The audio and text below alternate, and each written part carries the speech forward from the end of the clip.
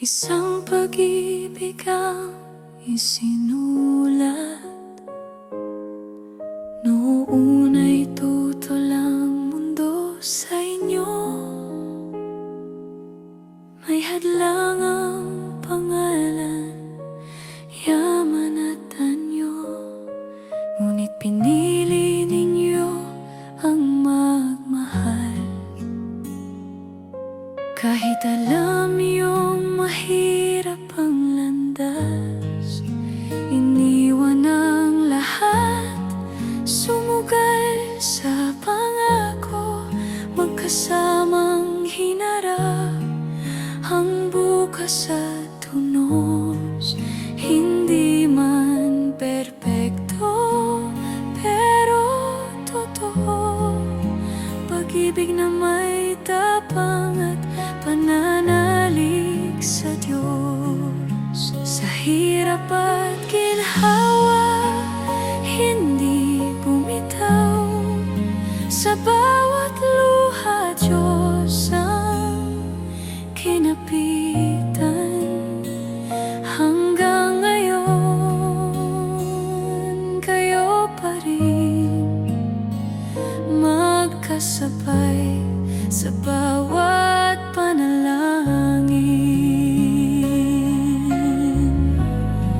53 taon ng pag-ibig, pinagbala ng langit, pinanday ng sakit. Felicito at Imelda, kwento nyo'y awit, patunay na ang pag-ibig ay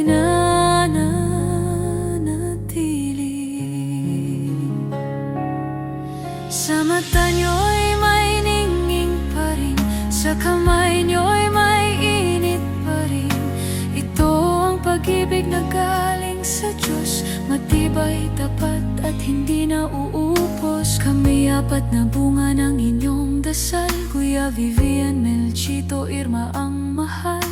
Hindi namin kayo nakitang mag-away sa tahanan, puro aral at gabay, nagtiis kayo, nagpakalayo. Tinawid ang buhay sa US para sa amin. 20 taon na sakripisyo para sa kinabukasan naming buo at tahimik. At kahit may bagyong dumaan, pag-ibig nyo'y hindi natin nagkailanman. Hanggang sa muling umuwi sa edad na puno ng biyaya at ngiti. 53 taon ng pag-ibig, hindi perpekto, pero wagas at tapat. Kayo ang inspirasyon naming lahat, na ang pag-ibig ay pinipili araw-araw. Ngayon kasama na ang mga apo, Gerald, Aya, Hivis, Aki, Gervi, Gabriela, apat sa tuhod na sina Kiji at Kalia. Salamat sa pamanan niyong pananampalataya, sa halimbawang hindi matutumbasan. Sa bawat henerasyon, buhay ang aral ng pag-ibig ay panalangin na totoo.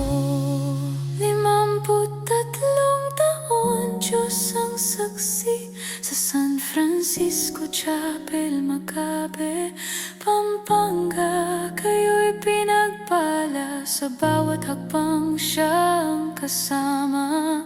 Mama na 73, Dada na 77. Salamat sa buhay.